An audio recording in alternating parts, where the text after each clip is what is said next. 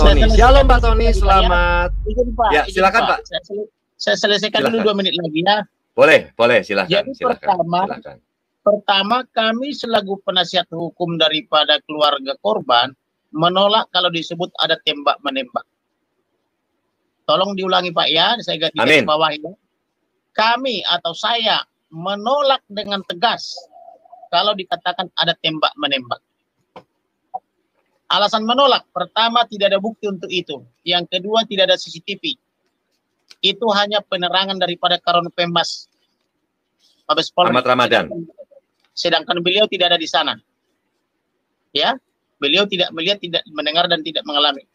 Yang kedua tidak ada bukti. Tidak bisa membuat suatu dalil apalagi bersifat fitnah kepada orang meninggal tanpa disertai bukti. Yang berikutnya, kami juga menolak kalau dikatakan almarhum Brigadir Joshua masuk ke dalam kamar majikannya maksudnya, atau kamar komandannya. Sebab sepengetahuan keluarga dan sesuai penugasan, almarhum ini bukan supir daripada istrinya, bukan supir daripada Ibu Putri Katarina, tetapi adalah ajudan daripada bapak. Sehingga tidak ada kesempatan bagi seorang ajudan maupun supir untuk bisa masuk ke dalam rumah daripada seorang jenderalnya kecuali diperintah untuk itu. Pertanyaannya, siapa yang memerintah? Karena tempat ajudan dan para supir itu hanyalah di seputar pos, kemudian ke dapur kalau mau perlu minum dan sebagainya. Tetapi ke ruang tamunya perwira, komandannya atau jenderalnya atau panglimanya atau siapapun namanya itu tidak ada. Bahkan kadang mereka itu pun kerja 2-3 tahun pun dia mengawal panglimanya atau kapoldanya misalnya, atau kadipnya misalnya, engsel pintu rumahnya itu pun belum tentu dia tahu, karena tidak pernah menatap untuk itu. Apalagi di situ biasanya ada CCTV. Tetapi karena ada penghilangan CCTV, dalam hal ini rekordernya, sehingga menjadi tidak ada bukti, dan tiba-tiba disambar petir buatan, maka kami menolak. Jadi kami peringatkan juga kepada para wartawan, kepada media, kalau ada yang mencoba-coba menyebut-nyebut baku tembak, itu akan kami perhitungkan, akan kami tuntut ke pengadilan. Karena sebentar lagi kami akan membuat laporan polisi.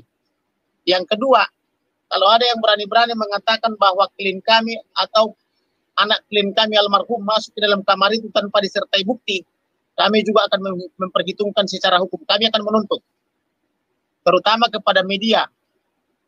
Beberapa hari ini ada media termasuk TikTok dan sebagainya dengan membuat gambar seorang wanita berpelukan dengan seorang pria berkulit putih. Tetapi narasinya dikait-kaitkan dengan almarhum anak klien kami. Padahal almarhum anak klien kami tidak berwarna kulit putih, tetapi adalah hitam manis, tinggi dan besar. Bukan seperti kulit putih yang bolak-balik diumbar-umbar di media itu. Memang dapat kami pahami karena masyarakat dan media tidak kenal atau tidak tahu yang mana Joshua Huta Barat. Sehingga oleh karena itu saya peringatkan, itu yang ramai di media, yang ramai di YouTube, yang ramai di TikTok, yang seolah-olah itu almarhum anak klien kami bersama-sama dengan seorang wanita itu bukan. Saya pastikan itu bukan anak klien kami. Jadi jangan dibuat narasi-narasi seolah-olah wanita itu ada bersama-sama berpelukan dengan anak klien kami. Karena anak klien kami itu tinggi besar dan berkulit hitam ya, hitam manis. Kemudian kami juga menolak semua narasi-narasi yang dikembangkan oleh polisi karena TKP telah dirusak. TKP tidak dipasangi polis lain. Kemudian adanya perubahan-perubahan narasi, perubahan-perubahan keterangan. Belum lagi adanya kunjungan secara beruntun para jenderal-jenderal Polri dikawal oleh puluhan sampai ratusan polisi dalam tanda petik mengintimidasi ayah ibu atau klien kami, ayah ibu daripada korban maksudnya. Ini maksudnya apa? Apakah klien kami, ayah ibu almarhum juga merupakan tersangka, terdakwa sehingga diperlakukan seperti itu, dirampas hak-haknya? Tentu saja bukan. Oleh karena itu, kami minta kepada Kapolri supaya polisi-polisi yang diterjunkan tiap hari mengepung rumah klien kami supaya ditarik. Karena pemahaman saya, karena saya juga keluarga polisi, biasanya kalau sudah diterimakan jenazah, sudah diserah terimakan, maka begitu dikubur polisi sudah ditarik dari sana. Ini ada apa? Tiap hari di sana berkumpul polisi begitu banyak. Ini mohon menjadi atensi. Dan ada apa jenderal ke sana berlomba-lomba datang, termasuk Karopaminal Propam Polri, termasuk para kombes.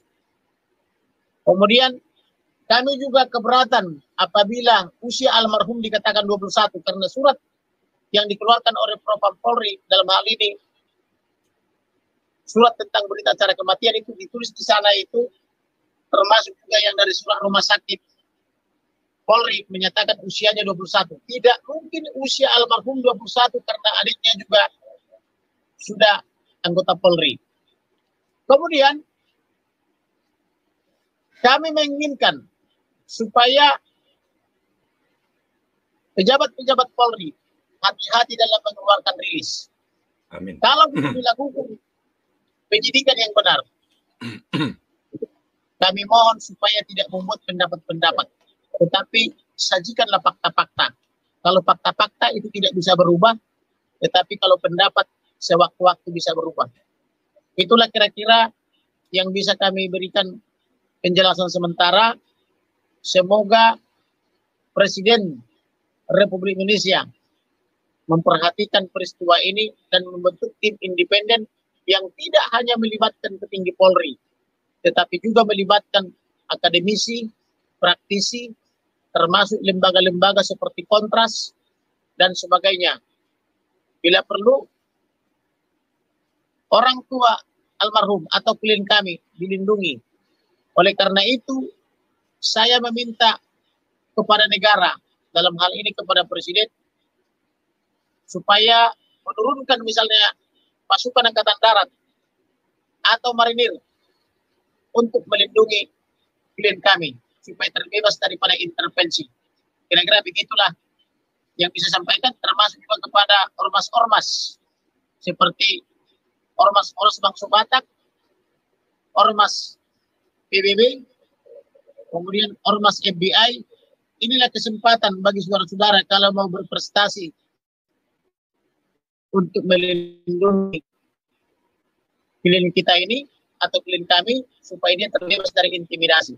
Terima kasih Bapak Henry Pugleso. Iya.